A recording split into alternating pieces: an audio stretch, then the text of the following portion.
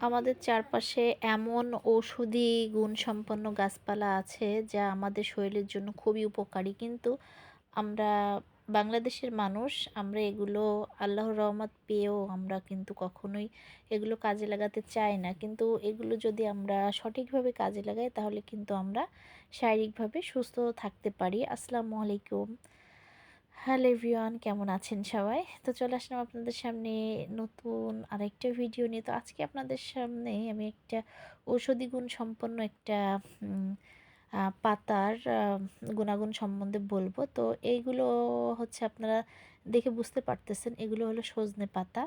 তো এই সজনে পাতাগুলো আসলে আমাদের শরীরের জন্য খুবই উপকারী, যা আমাদের ক্যালসিয়াম, তারপর আমাদের শরীর থেকে বিভিন্ন রকম বাজে টক্সিন, তারপর শরীরে বিভিন্ন রকম রোগ সারতে সাহায্য করে। তো আসলে এটা আমি সবসময় দেখি, ফেসবুকে দেখি, ইউটিউবে দেখি, তো কখনো আসলে আমি খেয়ে দেখি নাই। তো আজকে ভাবলাম যে আমি এই পাতাগুলো একটু ভাজি করে খাবো। তো যে কথা সেই কাজ। তো আমার মার বাসায় আর কি এই গাছগুলো আছে। তো মাকে আমি বলছিলাম যে এই পাতাগুলো পাঠিয়ে দেওয়ার জন্য।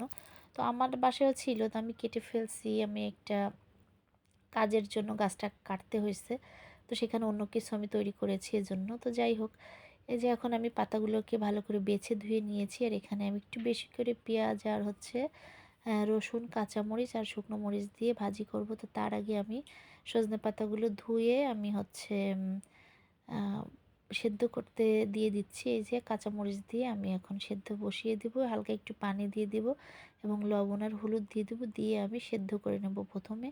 তারপর সেদ্ধ হয়ে গেলে আমি এটাকে ভাজি করে নেব। তো আমি এই যে দিয়ে দিছি পাতার ভিতরে হচ্ছে হলুদ, লবণ আর হচ্ছে কাঁচামরিচ। এখন আমি চুলাতে জাল দিয়ে দিব আর হচ্ছে হালকা একটু পানি দিয়ে আমি ঢেকে দিব। তো দেখেন কত সুন্দর একটা কালার না? এই যে খুব ন্যাচারাল একটা কালার, দেখতে অনেক সুন্দর লাগতেছে।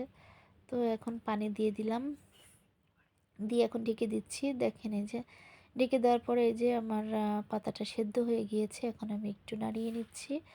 তো এখন আমি নামিয়ে ফেলবো, এই পানিটা একটু শুকায় গেলে আমি নামিয়ে ফেলবো। তারপর হচ্ছে এটাকে ভাজি করে নিব। তো এটা রান্না করা না খুবই সহজ।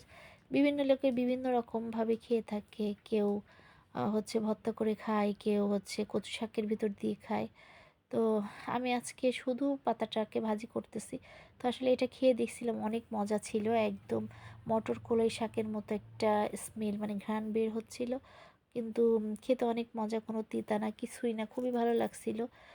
আর এই যে এখন আমি একটা শুকনো মরিচ দিয়ে দিলাম, দিয়ে আমি হচ্ছে একটু কিছুক্ষণ শুকনো মরিচটারে একটু লাল লাল করে নিব। তারপর হচ্ছে রসুন, পেঁয়াজ আর হলো রসুন পেঁয়াজ দিয়ে দিব, আর শুকনো মরিচ তো দিয়ে দিছি আগেই। তো এখন আমি পেঁয়াজটাকে লাল করে ভেজে নিব। তো আপনারা এই সজনে পাতাগুলো ট্রাই করে দেখবেন, বাসায় ভেজে খেয়ে দেখবেন বা ভর্তা করে, যে যেভাবে পারেন খেয়ে দেখবেন।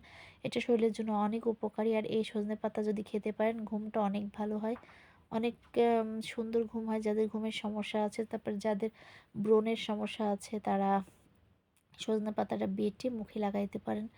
তো আসলে এই একটা পাতা অনেক গুণ, আর সজনে পাতাকে কিন্তু সুপার ফুড বলা হয়। তো আপনারা দেখবেন যে অনলাইনে কিন্তু সজনে পাতার গুঁড়ো বিক্রি হয়। তো এগুলো ডায়াবেটিক্সের জন্য খুবই উপকারী। ডায়াবেটিক্স রোগীরা যদি প্রতিদিন সজনে পাতা খেতে পারে, গুঁড়া বা যে কোনোভাবে খেতে পারে, তাদের কিন্তু ডায়াবেটিস নিয়ন্ত্রণে থাকে। তো যাই হোক, এই যে এখন আমি এই যে ভাজা হয়ে যাচ্ছে প্রায় একদম, আমি ব্রাউন কালার লাল লাল করে ফেলবো। তারপর হচ্ছে আমি এর ভিতরে শাকগুলো দিয়ে দিব। তো আসলে আমার কাছে অনেক ভালো লাগছিল খেতে। এই যে আমার ভিডিওটি যদি আপনাদের ভালো লেগে থাকে তো অবশ্যই লাইক, কমেন্টস এবং শেয়ার করে দিবেন, যাতে আরও মানুষ জানতে পারে সজনে পাতার গুণাগুণ সম্পর্কে। আর আম, পারলে একটা ফলো করে দিবেন, যারা এখনও ফলো করেন নাই তো তারা একটু ফলো করে দিয়েন। তো যাই হোক, এই যে আমি কিছুক্ষণ এই যে লাল লাল করে পেঁয়াজ ভেজে নাড়িয়ে তারপর আমি এই যে নামিয়ে নিব। তো দেখেন ফাইনালি আমি নামিয়ে নিয়েছি।